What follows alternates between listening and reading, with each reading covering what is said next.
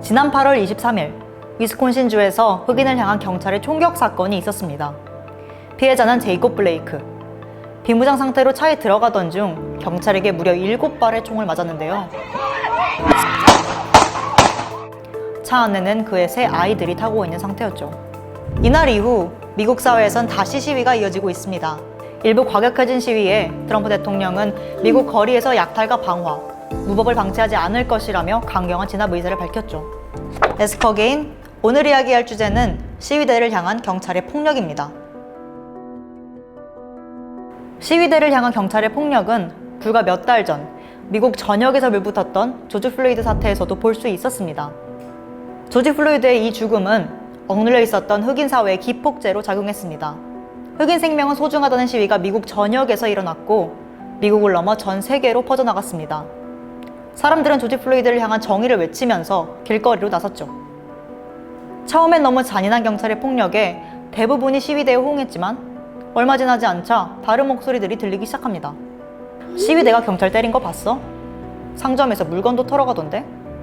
대부분의 큰 시위들이 그랬듯 조지 플로이드 시위도 폭력성 논란에 휩싸이게 된 거죠. 사람들은 시위대의 폭력에 민감하게 반응합니다.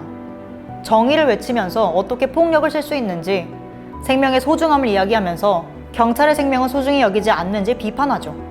하지만 시위대를 향한 경찰의 폭력엔 훨씬 관대하게 반응합니다.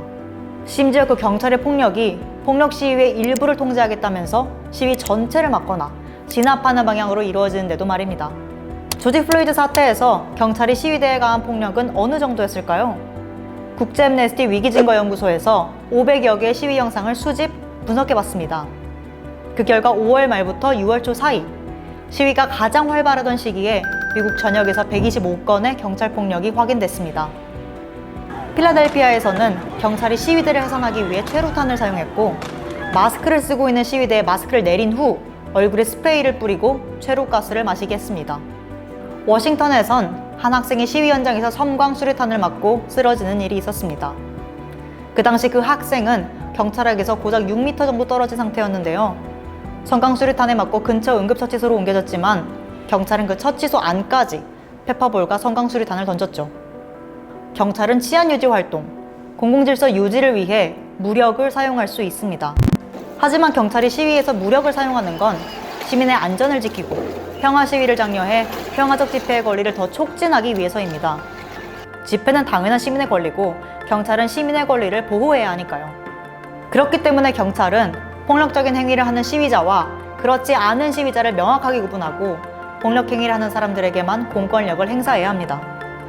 무차별적인 무기의 사용, 과도한 폭력은 시민들이 당연히 누려야 할 평화적 집회의 권리를 침해하는 겁니다.